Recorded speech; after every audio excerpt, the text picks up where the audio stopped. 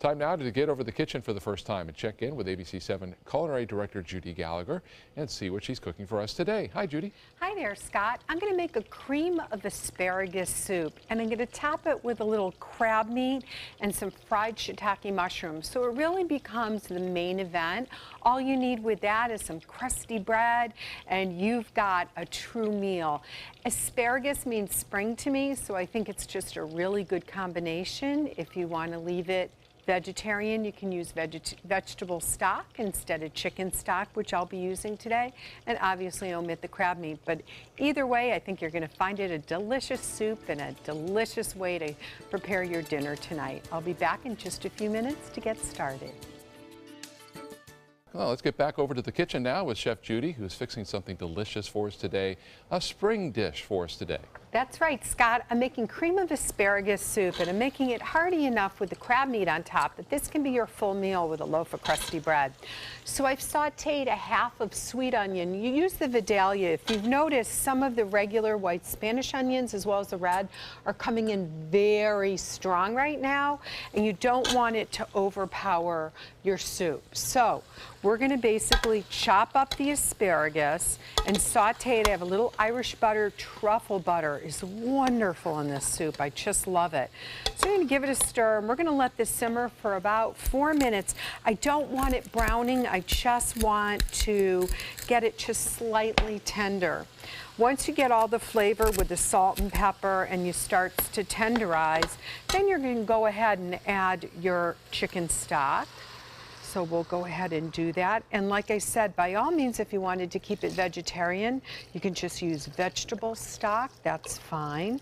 So we're going to let this come to a bit of a boil, and then we're going to go ahead and cover it and just cook it down. Now I have an extra carton of chicken stock just in case I'm going to need it.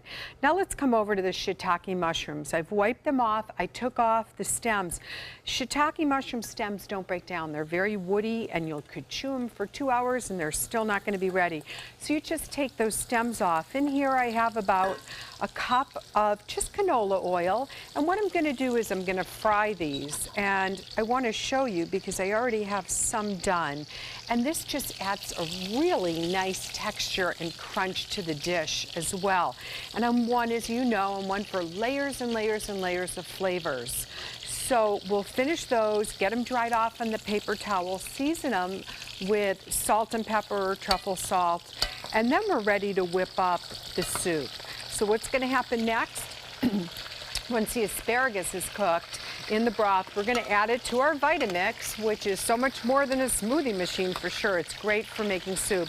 When you do blend it up, though, please use a dish towel besides the lid because you don't want it to spit out, and it may, and that's all you need right there. But this is going to be really easy and fun.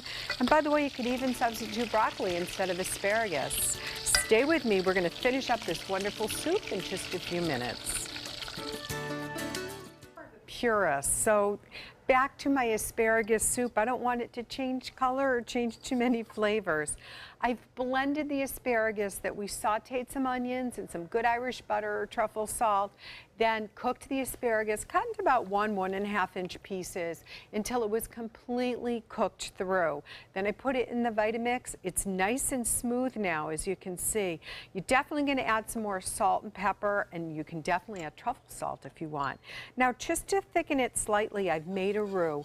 That's just melted butter and flour, equal parts, and you stir it in the pot. What I did, I just emptied out the oil that I cooked the shiitake mushrooms in and did it right in there because oil and butter, it's still the fat that you need. So just pour that out and you can use the same pot, make it a little easier.